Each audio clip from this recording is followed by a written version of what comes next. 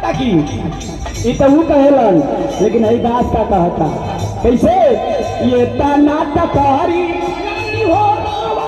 हो रवा माई सुनी हो ले बुना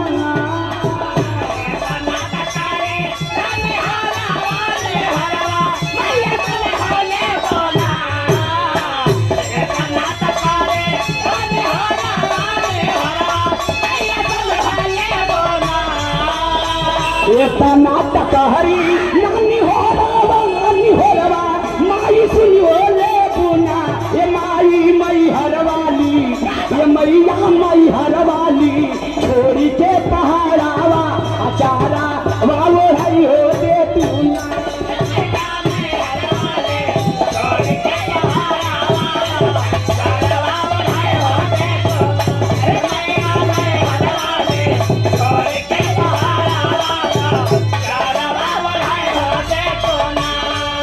और के बोला था वो माई के श्रृंगार में वो माई का जयकारा और के लगा बता इतिहास बता कैसे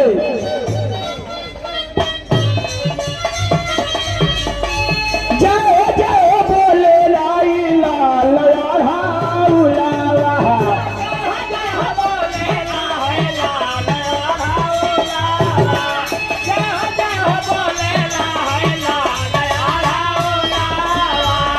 भैया लोग अच्छा लगा था माई का भजनिया। अब तो यहाँ मंच लगेला भगवान के नहीं मर्जी रहा वहाँ रहते और नगद लगत। अब मैंने घरे में गावल जात बा समय अला पे बहुत कुछ करे के पड़ जाला। हाँ हाथ कैसन तब कैसन न बुझाता हाँ कैसे अरे जय हो बोले हाई लाल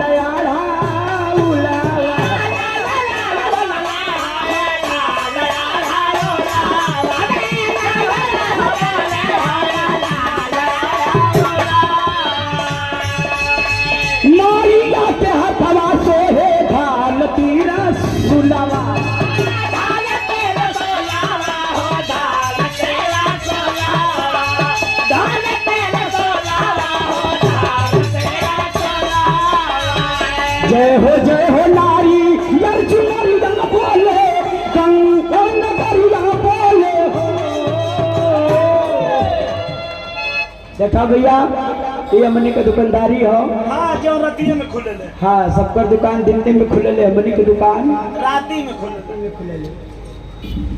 हमारे बीच में माता रानी के चरणों में आशीर्वाद लेने के लिए हमारे उद्योगपति दिनेश कुमार शर्मा जी यहाँ पे